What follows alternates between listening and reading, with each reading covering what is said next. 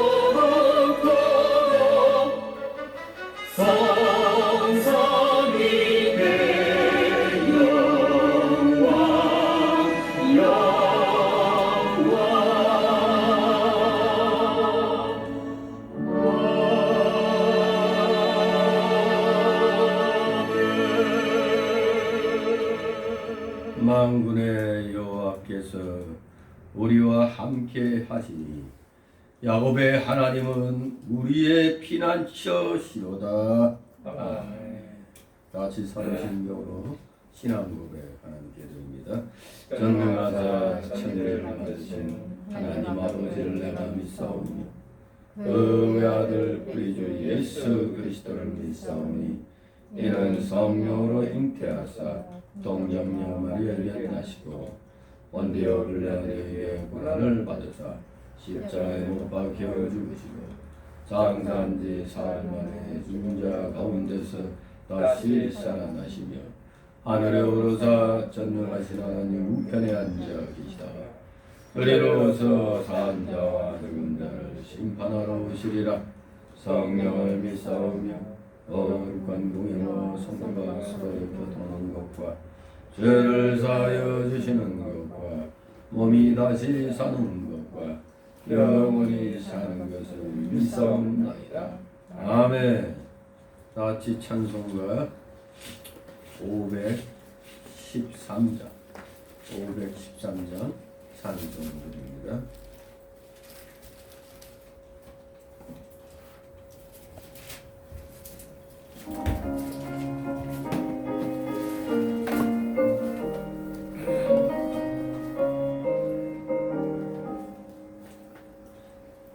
너의 마음에 슬픔이 가득차도 주가 즐겁게 하시리로 아침에 같이 빛나는 마음으로 저 십자가 지고 가라. 즐거운 마음으로 십자가 지고 가라. 네가 기쁘게 십자가 지고 가며 슬픈 마음이 위로받네. 내를 따라서 주시는 은혜로서 강한 심령의 힘을 얻고 주가 언약한 말씀을 기억하고 너 십자가 지고 가라. 즐거운 마음으로 십자가 지고 가라. 네가 기쁘게 십자가 지고 가며 슬픈 마음이 위로받네. 잠시 쉬고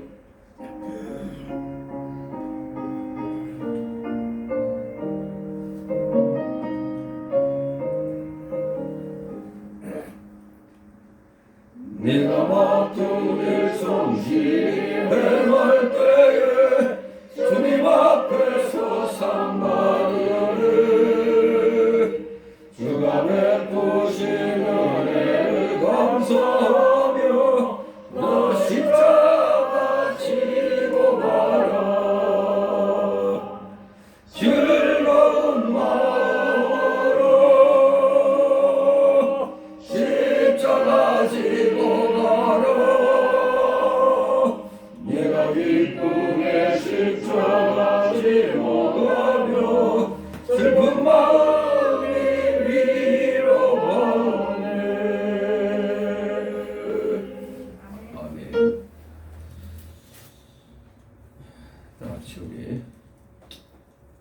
말씀 봅니다. 오늘 말씀 고린도전서 18장 1절에서 17절까지 말씀 교대로 있습니다. 고린도전서 18장 1절에서 17절까지 18장 없는데요, 목사님? 고린도전서가 아니고 사도행전 18장. 네, 오늘 제목이 고린도에서의 사역이다 보니까 네. 사도행전 18장 1절에서 17절입니다. 교대로 있습니다. 제가 먼저 있습니다. 사도행전 18장 이후에 바울이 아덴을 떠나 고린도에 이르러 아굴라라 하는 분도에서 난 유대인 하나를 만나니 클라우디오가 모든 유대인을 위하여 로마에서 떠나라 하는고로 그가 그 안에 브리스빌라와 함께 이탈리아로부터 새로 온지라 바울이 그들에게 보내 업이 같음으로 함께 구하여 일을 하니 그 업은 장막을 만드는 것이더라. 안식일마다 바울이 회당에서 강론하고 유대인과 헬라인을 권면하니라. 실라와 디모데가 마게도냐로서 내려오매 바울이 하나님의 말씀에 붙잡혀 유대인들에게 예수는 그리스도라 밝히 증거하니 저희가 대적하여 해방함을 바울의 옷을 떨어 가그래 너희 피가 너희 머리로 돌아갈 것이요 나는 깨끗하니라 이후에는 이방인에게로 가리라 하고 거기서 옮겨 하나님을 공경하는 디도 유수도라 하는 사람의 집에 들어가니 그 집이 회당 옆이라. 또 회당장 그리스도가 온 집으로 더불어 주를 믿으며 수다한 고린도 사람도 듣고 믿어 세례를 받더라. 밤에 주께서 환상 가운데 바울에게 말씀하시되 두려워하지 말며 잠잠하지 말고 말하라. 내가 너와 함께 있음에 아무 사람도 너를 대적하여 해롭게 할 자가 없을 것이니 이는 이 성중에 내 백성이 많음이라 하시더라. 1년 6개월을 위하며 그들 가운데서 하나님의 말씀을 가르치니라. 갈레오가 아가야 총독되었을 때 유대인이 일제히 일어나 바울을 대적하여 재판소리로 데리고 와서 말하되 이 사람이 율법을 어겨 하나님을 공경하라고 사람들을 권한다 하거늘 바울이 문을 고잘 때에 갈레오가 유대인들에게 이르되 너희 유대인들아 만일 무슨 부정한 일이나 괴악한 행동이 있었으면 내가 너희 말을 들어주는 것이 과사거니와 만일 문제가 언어와 명칭과 너희 법에 관한 것이면 너희가 스스로 처리하라. 나는 이러한 일에 재판장 되기를 원치 아니하노라 하고 저희를 재판자에게 쫓아내니 다 같이 모든 사람이 해당장 소수대내를 잡아 재판자리 앞에서 때리되 갈려가 이 일을 상관치 아니하니라. 아멘. 네, 이 시간 위해서 잠시 기도드립니다. 사랑과 은혜가 풍성하신 하나님 아버지, 오늘도 이렇게 주일을 지내고 이제 3일째 되는 날, 또 하나님 말씀을 우리가 더욱더 사모하고자 다시 또 잊혀진 기억을 또 되살려서 오늘 또 주님의 십자가 대속의 보혈 먹는 의자하여 3일 저녁 예배로 수요일 저녁 예배로 이렇게 주님 앞에 나왔나이다. 하나님께서 허락하여 주신 세상 속에서의 자신에게 맡겨진 일 잘 감당하고 오늘도 주님께 영광 돌리는 그러한 하루를 산주랍니다. 이렇게 또 영의 기쁨과 즐거움을 또 성도 간에 나누고자 교회에 정한 이 3일 저녁 예배 이렇게 나와서 함께 또 경배 드리며 귀한 생명의 양식을 받을 수 있도록 하시니 아버지 감사를 드리옵나이다.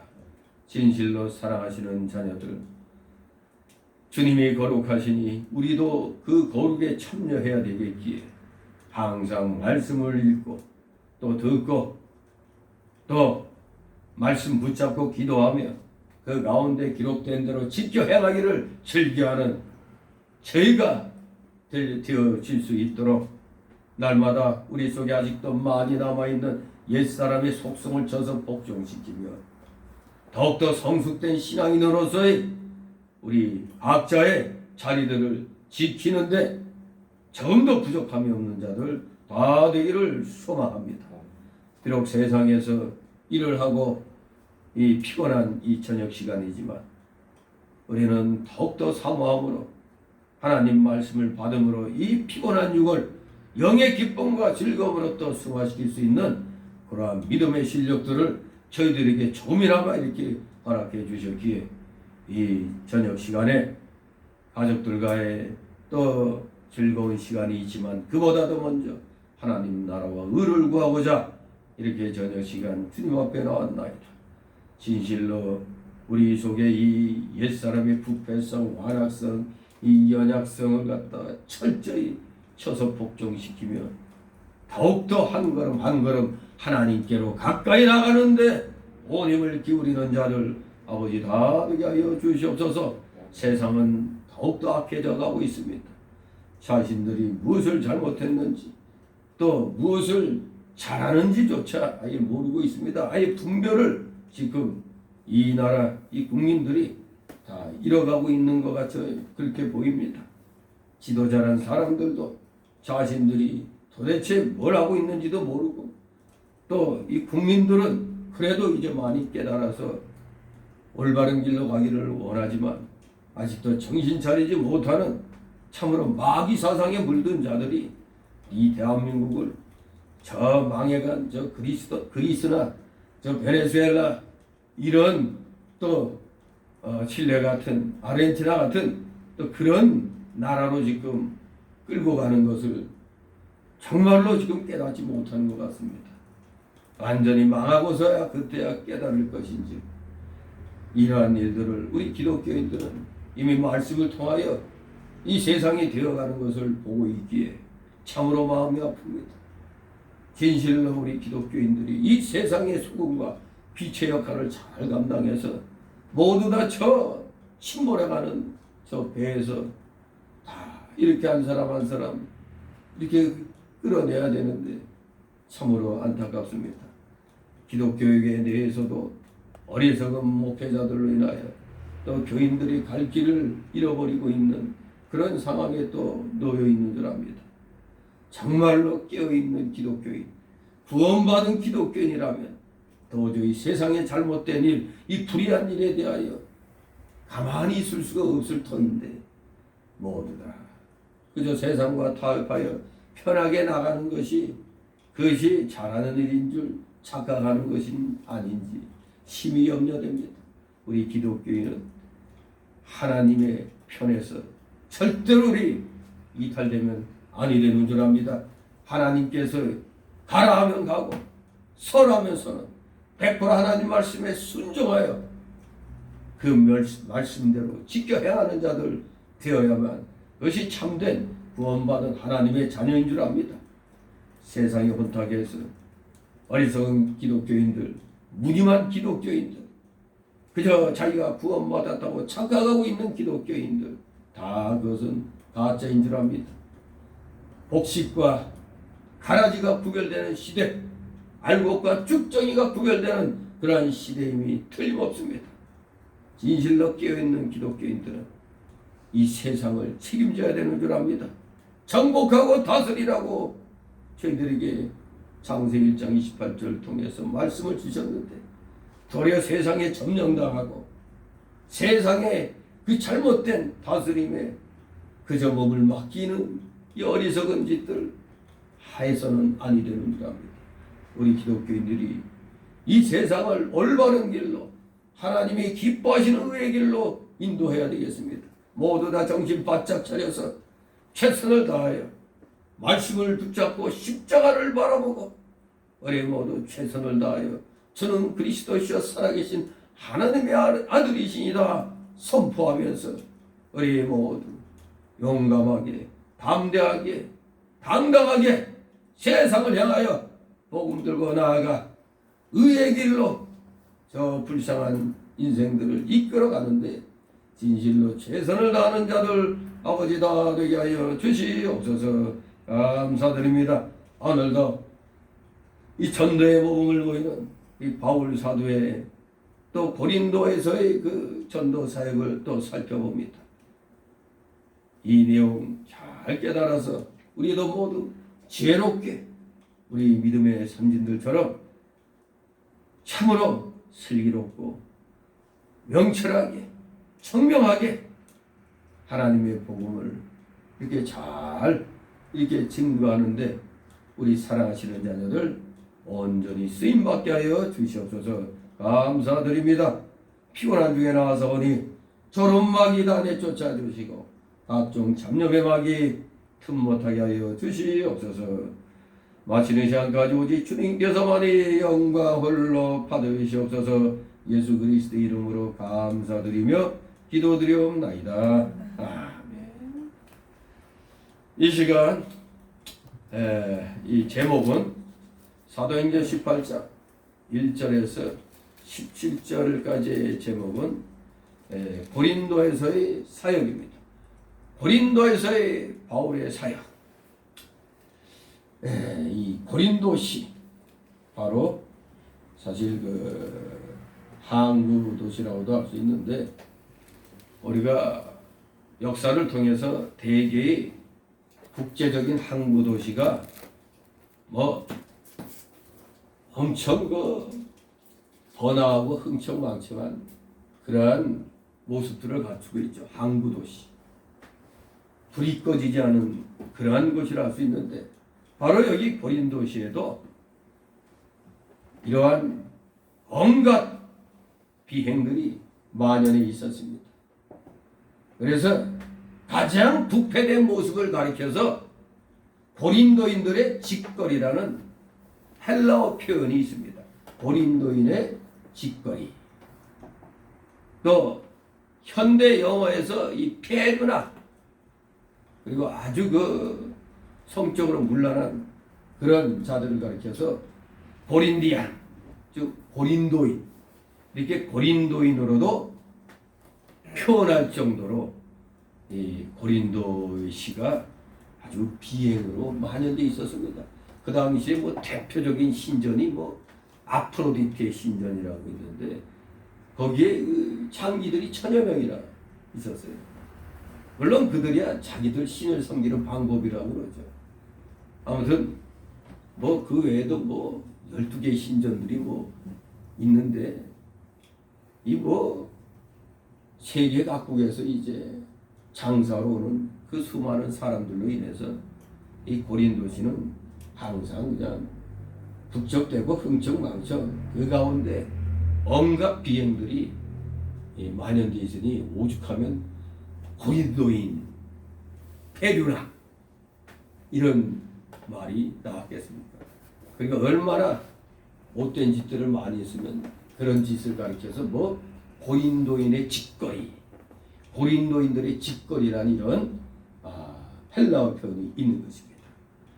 아마 이런 데서 바울이 이제 말씀을 증거하는데 바울이 또 이 고린도 교회에 편지할 때 그 도시의 그 온갖 지저분한 죄악들을 열거하면서 그 고린도전서 6장 9절 11절에 보면 너희 중에 이와 같은 자들이 있더니 의롭다 하심을 얻었느니라 이렇게 밝힌 바가 있습니다. 너희 중에 이와 같은 자들이 있더니 여기 보면 고린도전서 6장 9절 이하에 그 참 추악한 그런 내용들이 있는데 아무튼 그런 사람들이 예수로 말미암아 다 의롭다함을 입었지만 여전히 그 구원받은 자로서의 빛과 소금의 역할을 제대로 감당해내지 못했어요. 그러니 거짓 이 선지자들이 들어와가지고 참 선지자 바울을 비방하고 그냥 오략을 해도 당당하게 맞서서 변호해주지 못하고 도리어 다 그냥 그런가 보다 하면서 그냥 그 거짓된 자들에게 다 속아 넘어가는 그런 상황이 있었어요. 아무튼 바울은 훗날 고린도를 처음 방문했을 때를 기억해서 약하며 두려워하며 힘이 떨어나라 이렇게 고린도전서 2장 3절에서 그 당시에 그 맨 처음 방문했을 때를 수레하고 있습니다. 그 당시 약하며 두려워하며 힘이 떨어졌다. 왜냐하면 그 고린도시라는 상황을 보니까 이야 이거 진짜 한마디로 말 잘못했다가는 진짜 이거 목숨이 몇 개라도 성할 수가 없는 그런 환경이었거든요. 그러나 성령을 힘입어서 담대하게 그 고린도시에서 개척을 했던 것입니다. 그런데 왜 바울 사도가 약하며 두려워해서 힘이 떨었다고 했느냐? 바로 그 원인은 대략적으로 바울은 복음 전도 사역이 미궁에 빠져드는 듯한 그런 느낌을 지울 수가 없었던 것으로 보입니다. 왜냐하면 지난날 그 마게도냐의 그 환상을 보고 확신에 찬 발걸음을 분명히 성령의 인도하심으로 알고 내디뎠는데도 불구하고 아데네에서의 그 전도를 전후해서 그의 전도 사역은 사실 좀처럼 자신의 기대대로 되어지지 않았고, 왜 좀 복음 선포되면 3,000명, 5,000명 막 이렇게 모여들어야 되는데 아니 그렇게 되지 않았단 말입니다. 이로 인해서 바울은 하나님의 뜻이 과연 어디에 있는지를 깊이 아마 생각하게 되었을 것입니다. 또 두 번째로 바울은 빌립보 등지에서 또 심한 매를 맞았기 때문에 사람이니까 건강이 좋았겠어요. 죽도록 맞은 적이 몇 번이나 있었으니까.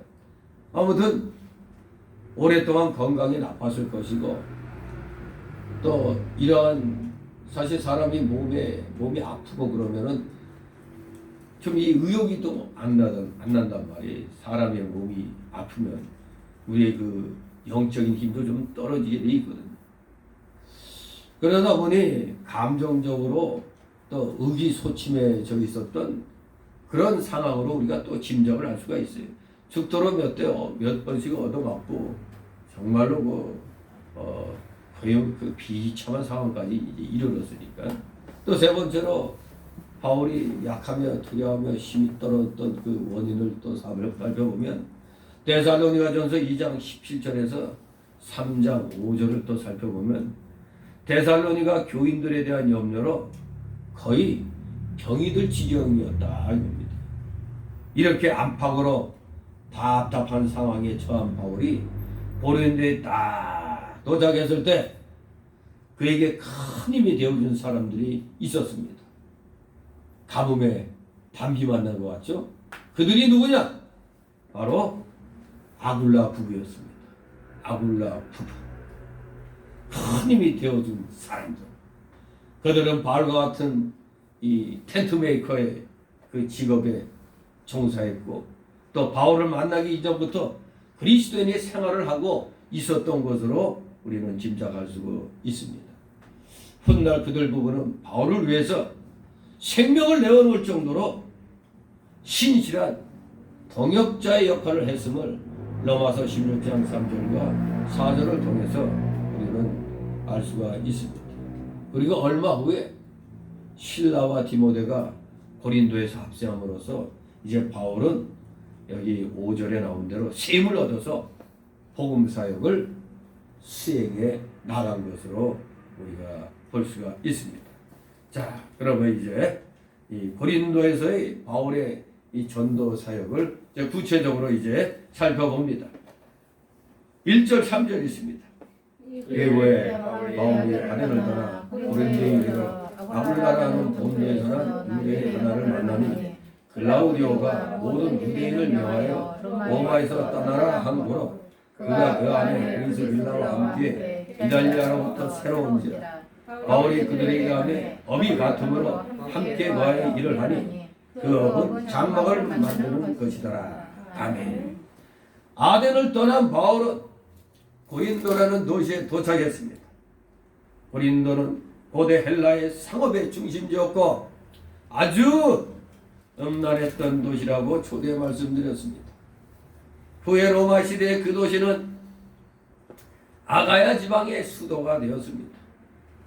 바울은 그곳에서 아굴라라는 소아시아 북부 본도 지방 출신인 유대인 하나를 만났습니다. 그는 그 아내와 함께 이탈리아에서 살다가 로마 총독 글라우디오가 유대인들을 로마에서 떠나라는 그 칙령을 내렸기 때문에 살던 곳을 떠나 최근에 고린도로 온 자들이었습니다. 이들이 떠나게 된 게 로마 총독 글라우디오의 칙령이라고 했죠. 이 사람은 주 41년에서 54년경까지 위에 있었던 사람인데 로마 제국의 그 제4대 황제입니다. 글라우디오. 책을 좋아하고 또 정무를 소홀히 한 관계로 유약무능하다는 평을 받은 황제입니다. 그의 제9년에 즉 AD 49년경 로마의 유대인 사회 그 내의 폭동을 저지하기 위해서 소위 나사렛 칙령을 발표했습니다. AD 49년경에 유대인 사회 내의 폭동 그것이 일어났는데 이것을 저지하기 위해서 나사렛 칙령을 발표했던 겁니다. 덮어놓고 떠나라는 게 말이 안 되죠. 뭔가 이유가 있을 것 같았는데 알고 봤더니 나사렛 칙령이라는 게 로마시에 그 유대인 사회 내의 폭동이 있었던 겁니다. 그것을 저지하려고 칙령을 발표했던 겁니다. 이로 인해 유대인들은 로마에서 2절 말씀처럼 이거 쫓겨난 거죠. 쫓겨난 겁니다. 제 발로 떠난 게 아니라 쫓겨났습니다. 그리고 그의 제14년에 왕후 아크리피나가 전 남편의 아들 네로를 세우기 위해서 바로 이 글라우디오를 독살을 했던 겁니다. 참 무서운 거죠. 이 권력의 이 싸움은 세상에 아내가 그것도 전 남편의 아들 네로를 갖다 세우려고 지금 자기 남편인 황제를 독살을 했다. 참.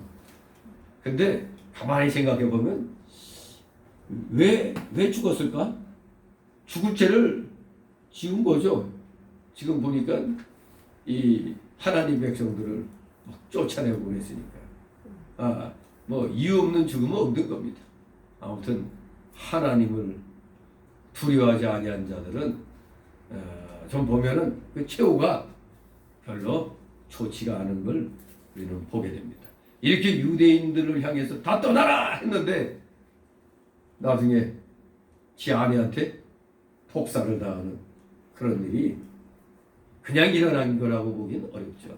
뭔가 원인이 있는 겁니다. 좀 울려요? 좀 울리는 거. 자, 아무튼 그러한 나사렛 칙령으로 인해서 이제 결국 살던 곳을 떠나서 최근에 고린도로 온 자였는데 바로 그 사람과 바울이 이제 멋진 만남을 갖게 된 겁니다. 이 뭔가 사실 뭐 믿음적으로는 얼마큼 믿음이 좋은지 안 좋은지 그 잘 모르는 거거든요. 근데 일단은 업이 같았다고 그랬어요. 바로 직업이 뭐예요? 천막 만드는 일. 그냥 천막 만드는 일이 하니까 조금 뭔가 좀 되게 저 하층 계층의 그 직업 같은데 사실 바울의 집안은 나면서부터 바울이 로마에 신권 얻었다고 했죠. 그러니까 우리가 미루어 짐작해 보면 바울의 집안이 텐트 메이커 집안인데 돈이 어떻게 그렇게 많았을까 했더니 가만히 생각해 보면 로마 군대에 오늘날로 말하면 군납업체를 했기 때문에 돈도 많이 벌고 그 아버지가 그러면서 로마 시민권도 이렇게 돈 주고 아마 샀던 것으로 이렇게 짐작할 수가 있죠. 유대인이 어떻게 로마 시민이 될 수가 없잖아요. 그러니 엄청난 집안이었다는 걸 알 수 있죠. 근데 그런 것을 다 버리고 주님을 위해서 이제 회개하고 자기 집안의 그런 모든 것 다 끊어버리고 지금 오직 하나님의 복음을 선포하러 다녔던 겁니다.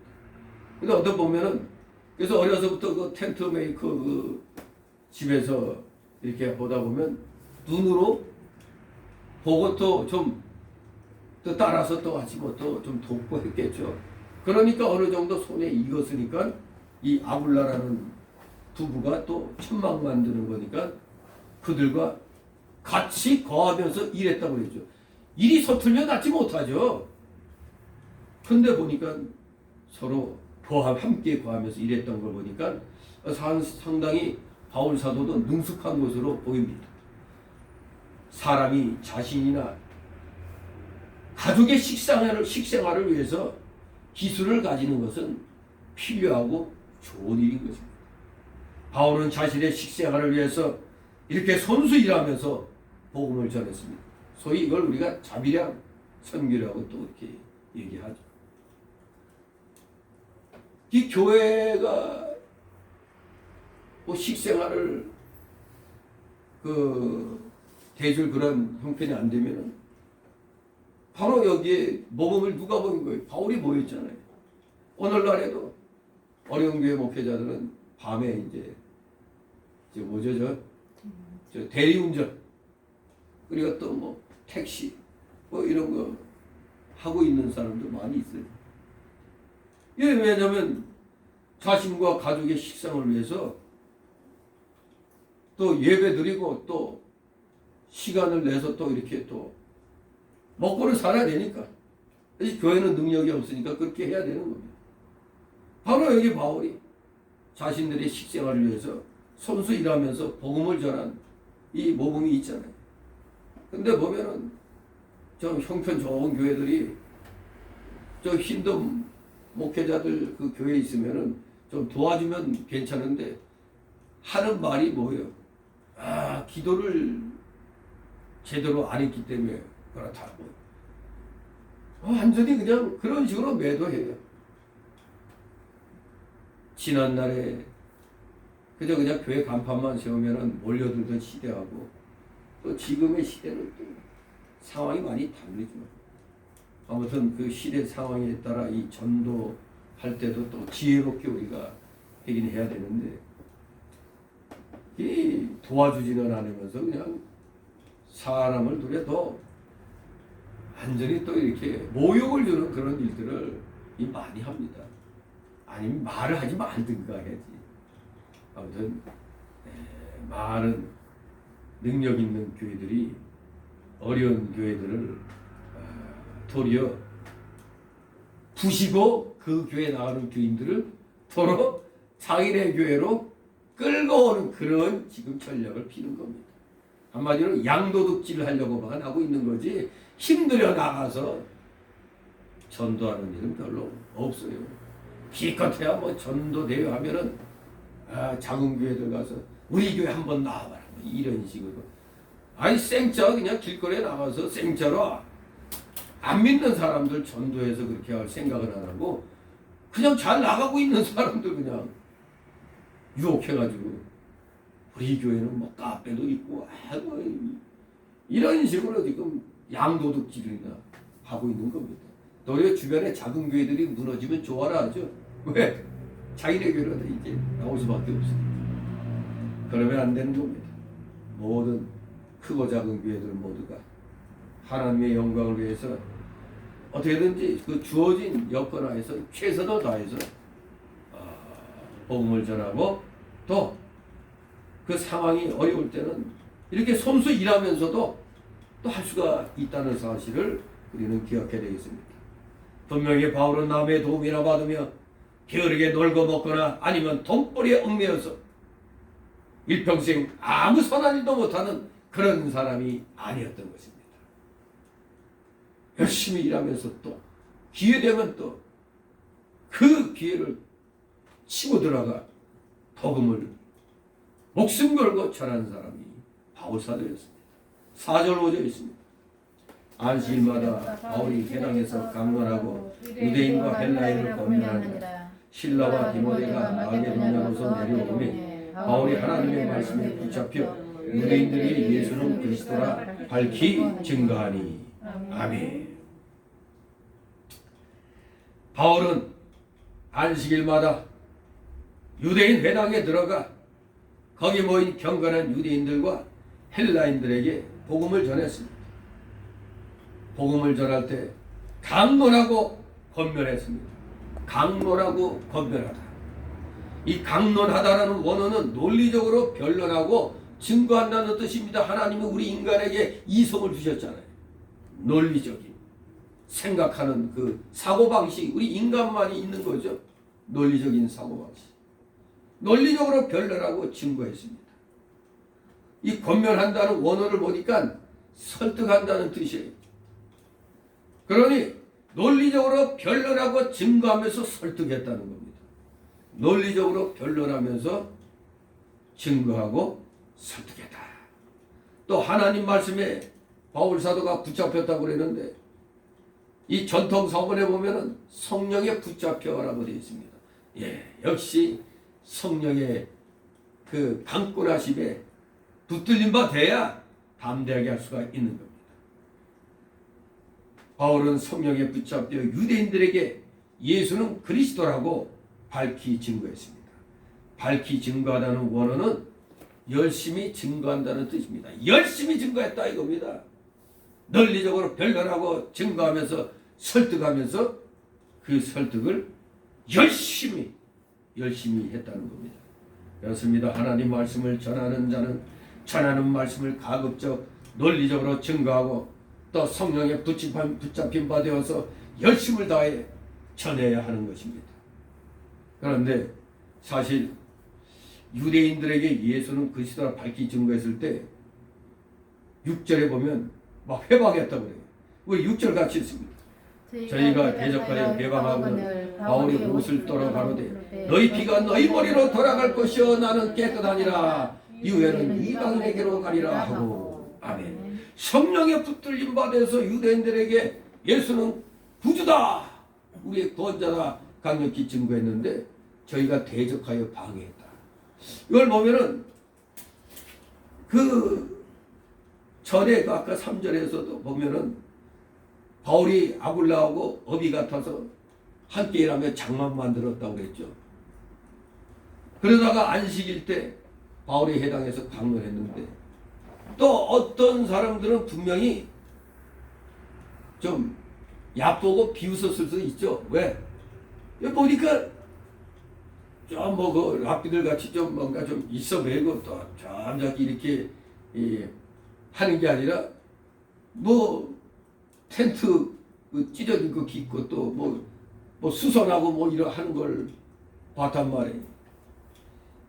원래 그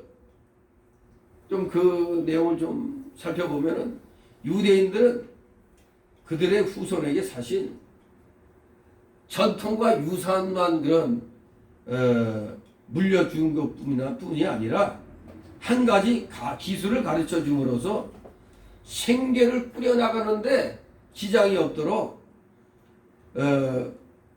이렇게 가르치는 그런 관습을 지니고 있었습니다. 그러니까 고기를 주지 말고 그 고기 낚는 법을 가르쳐 주라고 그러잖아요.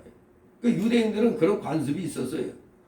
그저 전통과 유산만 이렇게 물려주는 게 아니라 한 가지 기술을 가르쳐 주는 그런 관습이 있었던 겁니다. 그래서 이런 말까지 있었어요. 아들에게 기술을 가르치지 않는 사람은 그 아들을 도둑으로 만드는 것이나 다름없다. 이렇게까지 말한 랍비도 있었어요. 바울은 짐승의 가죽이나 천으로 군인들이나 양치기들이 사용할 천막을 제조하는 그런 기술을 자기 집안에서부터 분명히 보고 나름대로 익혔던 것으로 보입니다. 아무튼 바울이 천막 짓는 일에 종사한 사실로부터 우리가 깨달은 것이 바울은 손으로 수고하는 일을 결코 천하게 여기지 않았고 오히려 이마에 땀을 흘린 대가로 음식을 먹는 것을 당연하고 고마운 일로 흔쾌히 받아들였음을 우리는 그 삶의 태도를 보고 우리는 깨달을 수가 있는 겁니다. 그러면서 바울은 재물에 과도한 욕심을 부리지 않았고 다만 일용할 양식을 얻을 수 있을 정도만을 벌고 나머지 시간은 다 복음 전파하는 데 사용했음을 알 수가 있는 겁니다. 왜 그렇게 했겠습니까? 주님으로 받은 그 사명을 확실히 인식하고 있었고 달려갈 목표가 분명했기 때문에 일신상의 한 일은 사실 바울은 돌별 겨를이 없었던 것입니다. 바울은 자신이 설립한 교회로부터 생계 문제를 부탁할 권리를 갖고 있었음에도 불구하고 혹시라도 성도들에게 복음이 짐스러운 것으로 여겨지지 않도록 하기 위해서 손수 일을 했던 겁니다. 고린도후서 11장 7절이나 데살로니가후서 3장 8, 9절에도 손수 일을 한 것이 나타나 있죠. 아무튼 이렇게 바울은 자발적이며 진실한 마음에서 우러나오는 도움에는 결코 받으려고 하지 않았습니다. 그래서 이 아굴라하고 같이 직업이 나도 전에 직업이 그거였는데 잘됐다 해가지고 그 만드는 일을 하면서도 이렇게 틈틈이 안식일만 되면 회당에서 강력하게 논리적으로 변론하고 증거하며 설득했습니다. 그런 상황에서 또 유대인들에게도 사실 유대인들은 바울을 좋게 볼 리가 없죠. 한때 유대교인으로서 기독교인들을 핍박하는 사람이었는데 이 거꾸로 자기들에게 예수는 그리스도라 이렇게 얘기하니까 주제적이 랍비도 아닌 주제적이 우리를 배신하고 말이야. 랍비 일도 안 하면서 이 기껏 천막 씹으면서 누구에게 감히 뭐 하나님 어쩌고저쩌고 하냐 하고 그냥 대적을 하는데 도리어 어쩌면 그 당시에 바울의 상황이 대적자들에게는 막대하는 것으로 좀 좋게 보였을지 모르죠. 좀 랍비들 같이 탁 이러고 뭔가 좀 근사하게 좀 이렇게 차려입고 거의 뭐 말씀 선포하는 일만 하는 그런 일 같았으면 저 함부로 못했을 텐데 그냥 또 말씀 선포하고 와서 또 자기 일을 하고 하니까 저 주제에 우리한테 감히 말이야 저 배신자가 이런 마음이 아마 유대인들 사회는 있었을 겁니다. 아직 회개하지 않은 그 유대 교인들한테는. 그러니 뭐 바울은 이미 곳곳에 깔려있는 유대인들에게 다 표적이 되는 겁니다. 곳곳에 깔려있는 유대인들이 뭐예요? 디아스포라의 유대인들이죠. 특히 아직 복음이 지금 전체 다 퍼지지 않은 가운데 있기 때문에 분명히 유대인이라면 대부분 뭐였겠어요? 유대 교인들이었겠죠. 아직 복음이 로마 제국 전체로 다 아직 퍼지기 전이잖아요. 지금 계속 신약시대 복음을 전하고 있을 때니까. 그러니까 곳곳에 이 바울의 대적자들인 항상 있을 수밖에 없었어요. 이렇게 유대인들은 배신자 바울 그리고 네 주제를 알라 하는 식으로 또 얕잡아보고 대적하며 회방을 했던 것입니다. 아주 끊임없이 회방했어요. 대적하고 이렇게 사단은 영혼들이 회개하고 주께로 돌아오며 하나님의 일이 아름답게 이루어지는 것을 싫어하며 방해를 합니다. 그러나 이때 바울의 대처가 어땠느냐? 쭈삣쭈삣하고 머뭇머뭇하지 않았습니다. 요새 뭐 목회자들 뭐 마음 좋은 목회자들 뭐 막 자기를 공격하면 하고 이렇게 그냥 웃으면서 이렇게 그냥 뭐 놔두는 사람들 많이 있죠. 그러나 여기 바울의 태도는 어땠다고? 단호했습니다. 이들을 대처하는데 아주 단호하게 대처했어요. 어떻게까지 했어요? 바울은 옷을 떨므로써 그 대적자들과의 단절을 분명히 하였습니다. 진짜 어쩌면 생각하면 그래 나 옛날에 유대교로서 좀 기독교인들을 핍박하고 그렇게 했는데 지금 좀 면목 없지만 여러분들한테 와서 또 이렇게 내한테 복음을 전하게 됐다 뭐 이렇게 구차하게 얘기 안 했어요. 그냥 단호하게 그냥 너희는 우리가 상관없다 하고 그냥 끊어내버렸습니다. 또 거기에다가 그들의 피가 그들 머리로 돌아갈 것이며 자기는 깨끗하다고 말함으로써 책임의 소재를 분명히 했습니다. 나 전했어. 받고 안 받고는 이제 너희들 책임이야. 분명히 전했어. 이게 중요한 겁니다. 우리 기독교인은 복음을 전했다는 게 중요해요. 저 괘씸한 것들, 통하지도 않는 것들 전하면 뭐해? 그게 아니라 분명히 전했어요. 받고 안 받고는 그들의 몫입니다. 분명히 바울은 책임의 소재를 똑바로 했습니다. 또 그런 이후에는 자신들이 이방인들에게 가겠다고 자신이 이방인들에게로 갈 것이라고 말했습니다. 마태복음 10장 14절에 예수님께서 이미 말씀하셨죠. 제자들에게 누구든지 너희를 영접도 아니하고 너희 말을 듣지도 아니하거든 어떻게 하라? 그 집이나 성에서 나가 너희 발에 먼지를 떨어버리라. 바로 이 말씀처럼 그들과의 그 단절을 단호하게 한 겁니다. 옷을 떨어버리면서 너희 피가 너희 머리로 돌아가리라. 정말 무섭게 그냥 단호하게 말했습니다. 7절 8절 있습니다.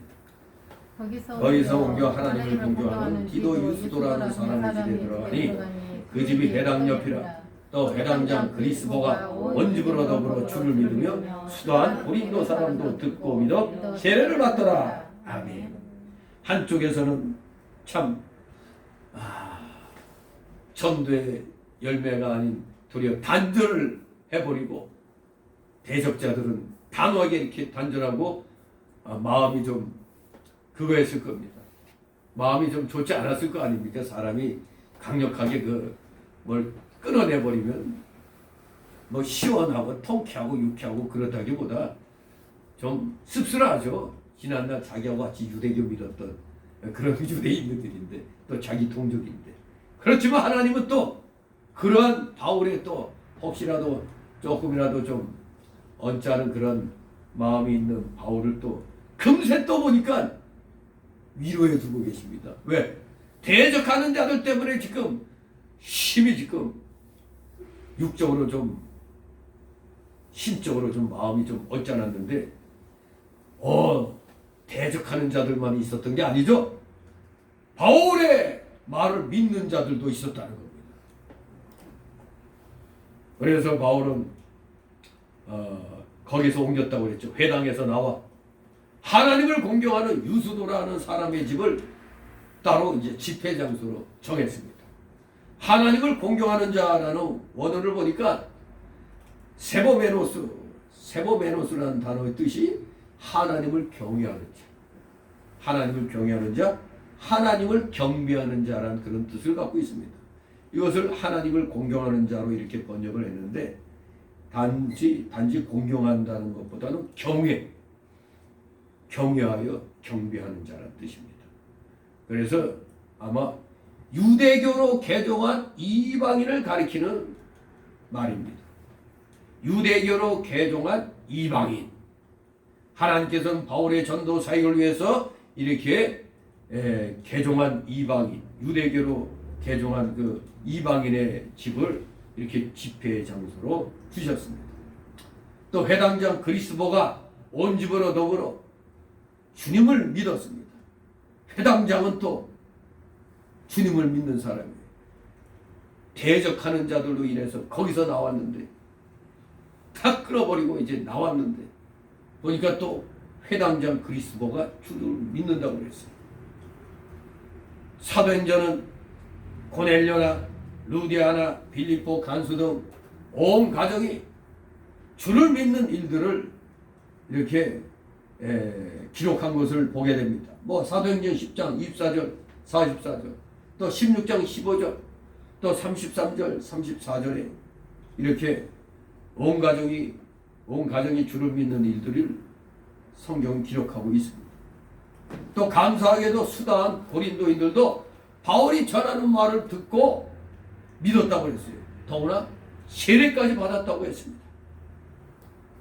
바울의 대적자들도 있어서 바울을 마음 아프게 했지만 바울의 말을 믿고 따르는 자들 역시 또 그 와중에도 이렇게 보니까 또 적은 것도 아니에요. 보니까 대적자들도 많았지만 따르는 자들도 또 많이 생긴 걸 보게 됩니다. 이렇게 하나님의 복음은 상반된 반응을 가져옵니다. 항상 상반된 반응을 가져와요. 마치 다이너마이트 던지면은 사는 자가 있고 죽는 자가 있는 것처럼 복음의 능력이 선포되면 사는 자와 죽는 자가 있는 거예요. 사는 자는 복음을 받아들여서 구원받는 자고 영이 사는 자고 안 받아들인 자는 그냥 죽은 자죠. 그냥 영이 죽은 자. 그래서 듀나미스라고 그러잖아요. 능력, 듀나미스. 여기에서부터 다이너마이트라는 그런 이 폭탄의 그 용어가 생겼죠. 아무튼 예수님이나 사도 바울의 사역에서도 그러하였다면은 하물며 오늘날 우리들의 사역에서는 말할 것도 없을 것입니다. 다시 구절이 있습니다. 밤에 주께서 환상 가운데 바울에게 말씀하시되 두려워하지 말며 잠잠하지 말고 말하라. 아멘. 또 주님의 위로는 계속되는 걸 봅니다. 믿는 사람들을 붙여주시고 또 이제 밤이 되니까 환상 중에 바울에게 나타나셔서 위로하시고 격려하십니다. 예수님은 이렇게 살아계신 주님이십니다. 물론 주님은 인성으로는 지금 천국에 계시죠. 신성으로는 구약시대의 하나님의 나타나심처럼 사도시대에 성령으로 제자들에게 나타나셨습니다.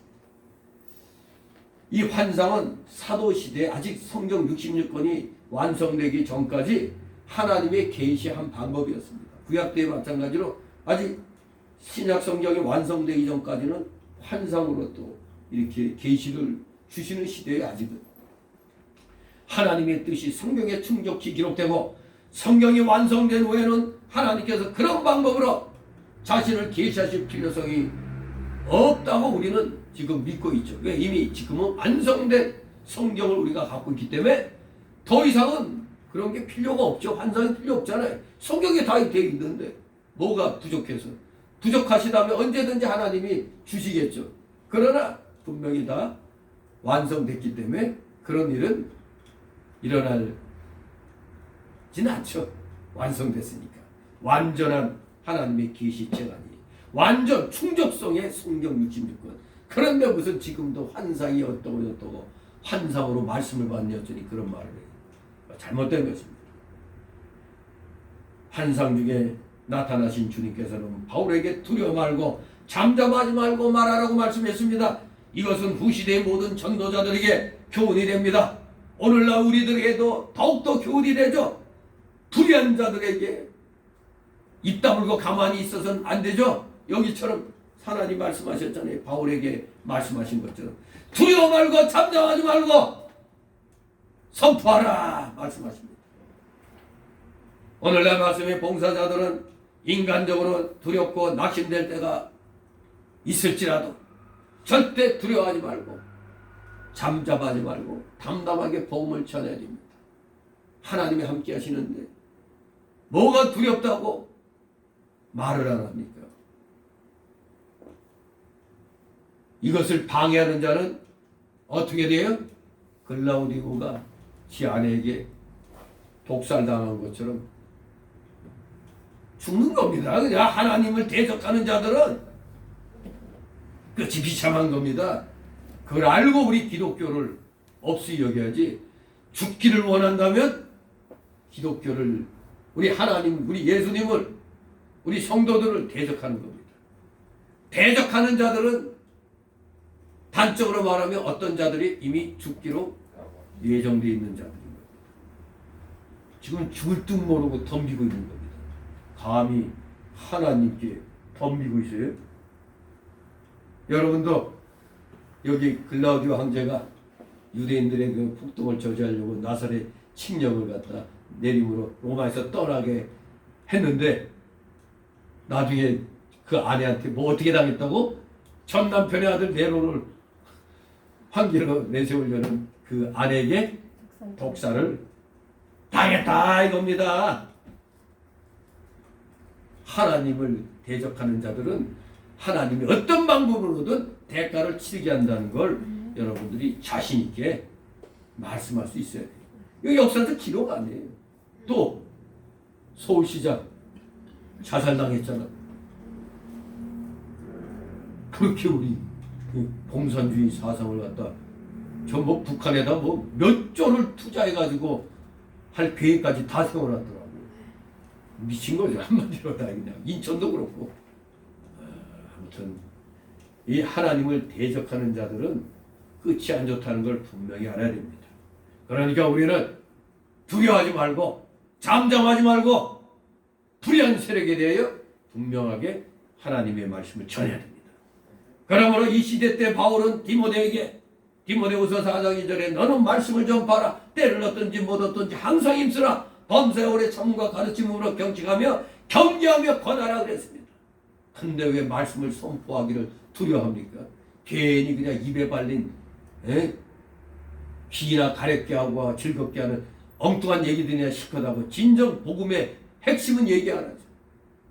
복음 안 믿으면 뭐예요? 지옥이요. 믿으면 천국이요. 담대하게 기독교를 방해하면 대적하면 대가는 죽음이니라.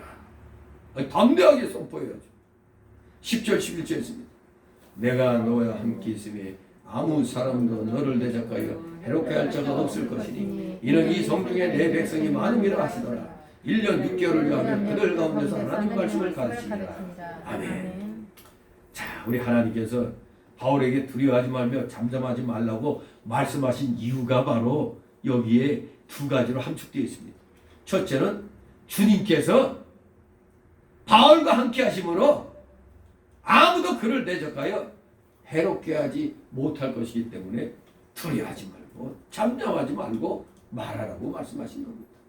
마태 28장 20절에 부활하신 주님께서는 제자들에게 내가 세상 끝날까지 너희와 항상 함께 있으리라고 말씀하셨잖아요. 항상 함께 있으리라. 이 위로와 격려의 말씀은 모든 시대를 초월한 모든 전도자들에게 주시는 그런 말씀입니다. 항상 함께 있으리라. 우리가 우리를 대적하는 자들을 두려워하지 않는 까닭은 바로 여기 있는 겁니다. 주님께서 우리와 함께 하시기 때문입니다. 우리의 생명은 오직 주의 손에 있습니다. 오직 주의 손 안에 있다 이겁니다. 이제 두려워하지 말고 잠잠하지 말고 말하라고 말씀하신 두 번째 이유는 보니까 아이고 이게 웬일이요? 이 성 중에 내 백성이 많음이라 하시더라. 그렇습니다. 그 성에 주님의 백성이 많기 때문이었습니다. 전도자는 구원운동의 도구입니다. 하나님의 택한 백성들은 이 전도자를 통해서 다 구원을 받을 것입니다. 전도자들은 하나님의 택한 백성의 구원을 위해서 존재하는 것입니다. 그러므로 하나님의 택한 백성이 있는 곳이라면 어디서든지 전도자는 낙심치 말고 담대히 말씀을 전해야 합니다. 바울은 이렇게 주님의 위로와 격려를 받은 후 더욱 힘을 내고 고린도에서 1년 6개월 동안 하나님의 말씀을 전하며 가르친 것입니다. 12절 13절 있습니다. 갈리오가 아가야 총독되었을 때 유대인이 일제히 일어나 바울을 대적하여 재판자리로 데리고 와서 말하되 이 사람이 율법을 어기어 하나님을 공경하라고 사람들을 권한다 하거늘. 아멘. 이때가 갈리오가 아가야 총독되었을 때가 AD 51년 또는 한 52년경입니다. 바로 이 경에 이때 갈리오가 아가야 지방 총독되었을 때 어떻게 된 게 또 유대인들이 그냥 들고 일어나가지고 바울을 대적해서 그를 데리고 재판자리까지 끌고 갔습니다. 바울의 전도 사역에는 이렇게 항상 대적하는 자들이 있었어요. 한편으로 위로받았는데 또 대번에 또 믿음이 연약한 자들은 또 시험 들겠죠. 아니 이런 위로와 격려가 계속돼야 되는데 또 그냥 갑자기 또 그냥 산 넘어 산이라고 또 그냥 이 괴로운 자리로 또 끌려갔어요. 재판장으로 끌려갔습니다. 바울의 대적자들은 그를 고소하기를 바울이 율법을 어겨서 하나님을 공경하라고 사람들을 권한다고 했습니다. 그러나 사실 바울이 전하는 예수 그리스도는 구약 율법에 예언된 분이요 율법을 성취하신 분이십니다. 우리 예수님께서는 친히 마태오 5장 17절에 내가 율법이나 선지자나 폐하러 줄로 생각지 말라. 폐하러 온 것이 아니요 완전케 하려 함이로라 이렇게 말씀하셨어요. 그런데 유대인들은 예수님을 알지 못하고 예수님을 미워했고 예수님 믿는 제자들을 핍박했잖아요. 바로 그 연장선상에서 바울도 바로 예수님처럼 예수님 오르니까 이들은 또 예수님처럼 끌고 바울을 재판장 자리로 재판정으로 끌고 갔습니다. 14절 17절에 있습니다. 바울이 입을 열고자 할 때 갈리오가 유대인들에게 이르되 너희 유대인들아 만일 무슨 부정한 일이나 괴악한 행동이었으면 내가 너희 말을 들어주는 것이 가하거니와 만일 문제가 언어와 명칭과 너희 법에 관한 것이면 너희가 스스로 처리하라. 나는 이러한 일에 재판장 되기를 원치 아니하노라 하고 저희를 재판자리에서 쫓아내니 모든 사람이 해당장 소수대뇌를 잡아 재판자리 앞에서 때리되 갈리오가 이를 상관치 아니하니라. 아멘. 아주 희한한 일이 일어납니다. 세상에 분명히 이 갈리오, 이 로마법에 직접 저촉되는 정치적 소유죄나 사법적 그 범법죄가 아니면은 난 상관 않겠다 이런 얘기하고 있어요. 무슨 부정한 일이나 이렇게 괴악된 행동이었으면 내가 너희 말 들어주겠다. 이 말이 바로 로마법에 관련된 정치적 소유죄나 사법적 범법죄를 졌다면 내가 너희 말 들어주겠다 했는데, 결국 여기 뒤에 보니까 소위 요새 그 법정 용어로 바울에 대한 유대인들의 고소가 각하되어 버렸습니다. 아, 이거 없네. 이거 필요 없어. 이거 여기에 올 그런 게 아니다. 내용이 보니까 총독이 유대인들을 냉대하는 것을 보자 반유대주의적 감정을 품고 있던 헬라인들이 저것들이 어디서 그냥 또 소란하게 하더니 껄젓하면서 그냥 헬라인들이 그 고소의 책임자인 유대 지도자 해당장 소수대대를 무고죄로, 예의 나쁜 놈하고 그냥 무고죄로 막 구타해버렸어요. 그런데도 여기 보니까 여기서 폭력을 갖다 휘두르지 마라 말리기 아니라 상관하지 않았다고 그랬어요. 이게 바로 하나님의 역사입니다. 바울이 어쨌거나 재판정에 끌려와서 변명을 하려고 할 때, 자기를 변호하려고 할 때 총독 갈리오는 분명히 유대인들에게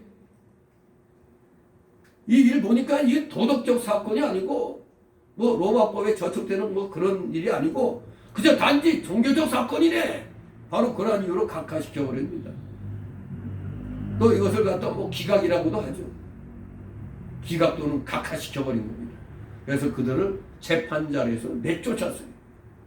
그래서 분명히 하나님께서 바울과 함께 하신다는 표시 아닙니까?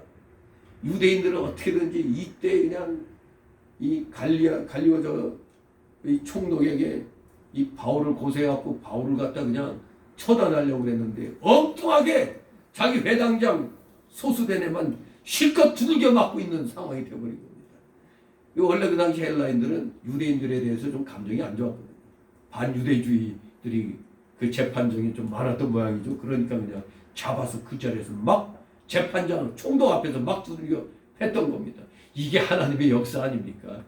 바울을 고소하려고 했던 자들을 도리어 그 자리에서 그 고소인으로 온 자들을 그냥 두들겨 팼으니 기가 막힌 일이 일어난 겁니다.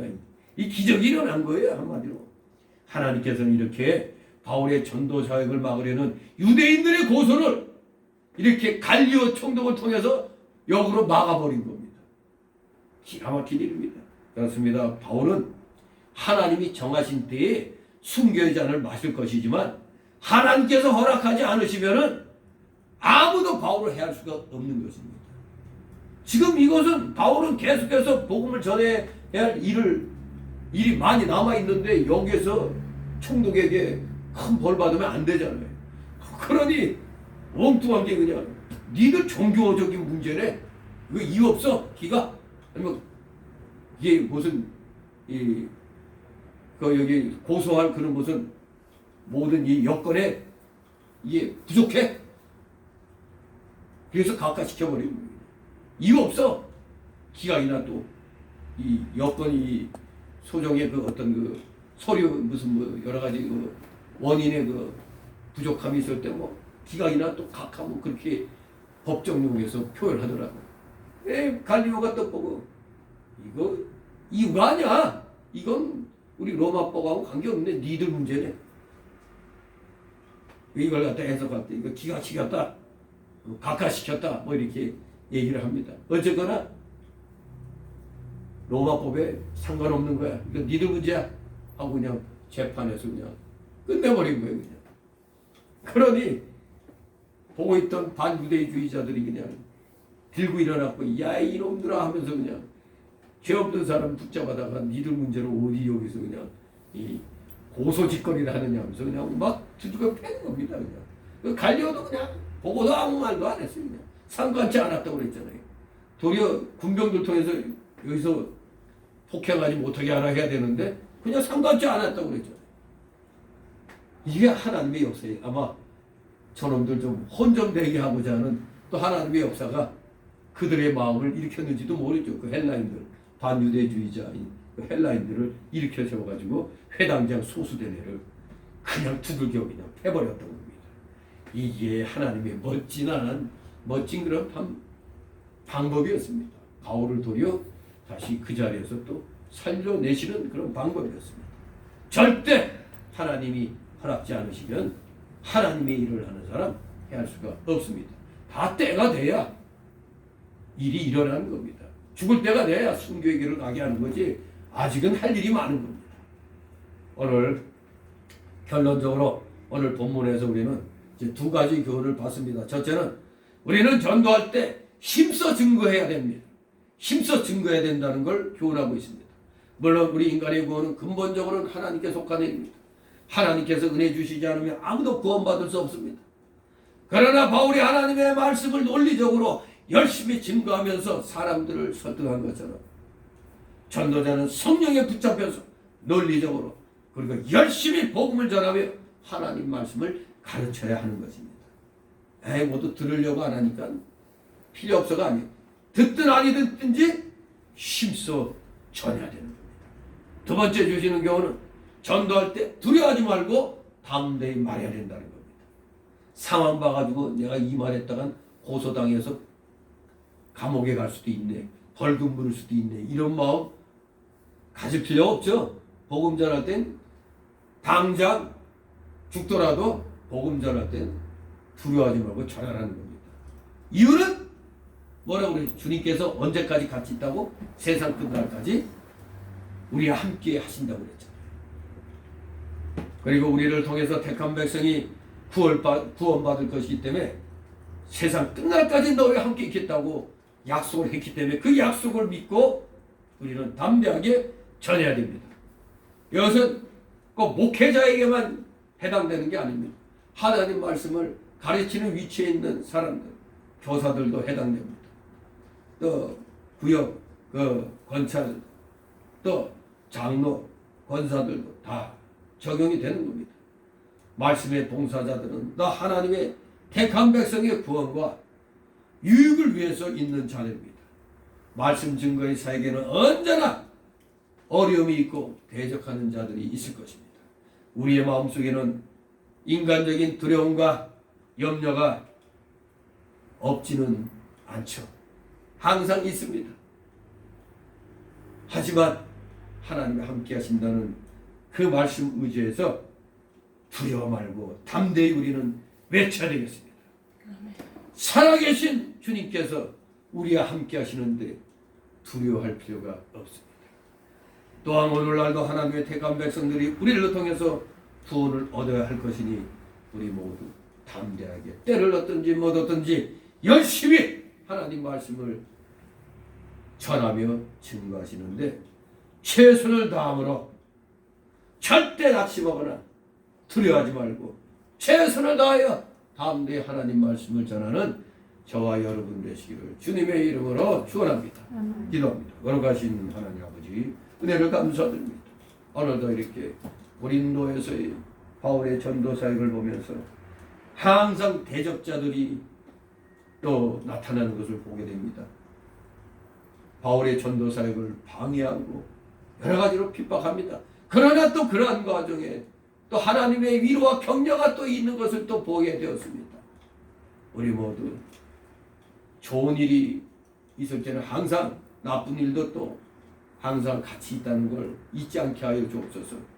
더구나 이 복음 사역은 전할 때 믿는 자가 있으면 안 믿는 자들이 반드시 있다는 걸 기억하고 안 믿는 자들이 무슨 짓을 할지 우리는 모릅니다. 그러나 주님께서 우리와 끝날까지 항상 같이 있겠다고 하셨기 때문에 그 약속을 굳게 믿고 의지하여서 우리는 언제 어느 때라도 담대하게 두려워하지 말고 하나님 말씀을 전파하는데 전심전력을 기울이는 신실한 믿음의 일꾼들 다 되게 하여 주시옵소서. 감사드리며 예수 그리스도의 이름으로 기도 드리옵나이다. 아멘. 다 같이 찬송가 367절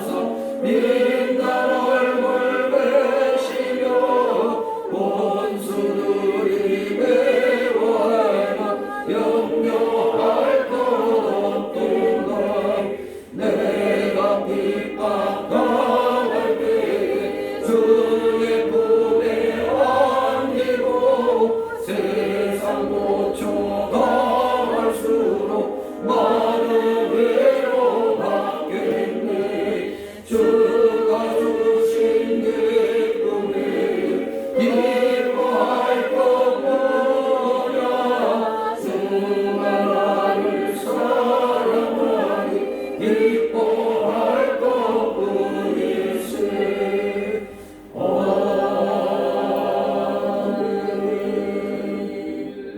주기도문으로 마칩니다.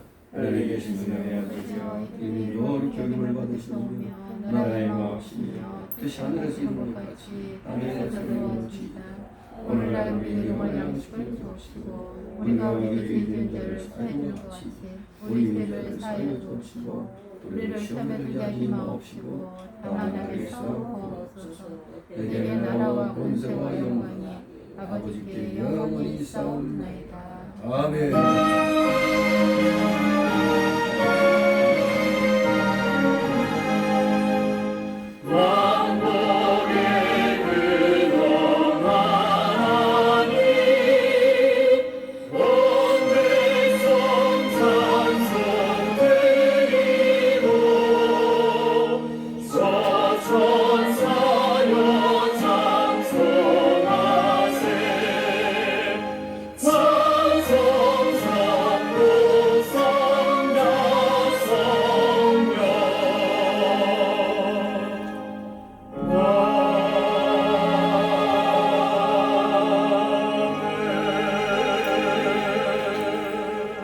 네, 수고들 하셨습니다. 기도하고 돌아가시기 바랍니다.